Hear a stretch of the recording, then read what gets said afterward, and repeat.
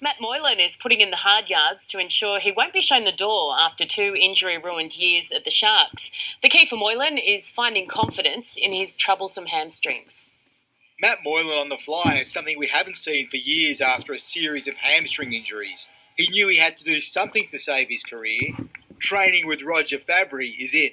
There's a few blokes around the club that said that my technique needed a bit of work. We started to work on it at the back end of the year and thought it would be a good idea to come across and work with Roger again. Moylan is almost starting from scratch. Would it be fair to say you're reconstructing your running style? Would that be?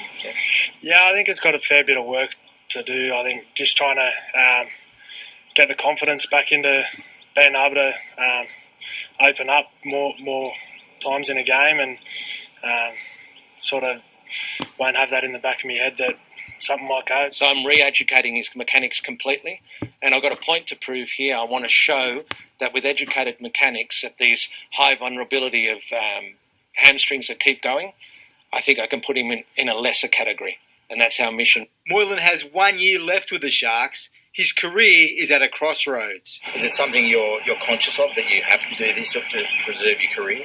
Yeah, I think so. I think obviously it's something that with especially last season, not being able to get out on the field that much, and when I was, a lot of it was I wasn't playing at 100%. Fabry says it's a case of so far so good. Today you saw him; he was up at top flight, and no problem. How much of it's mental for him? A lot of it's a mental scar tissue that you have to push through, especially if you're completely plagued by it. And that's where I try and see if I can bring my expertise and just say, well, it's going to go one way or the other. Danny Weidler, 9 News.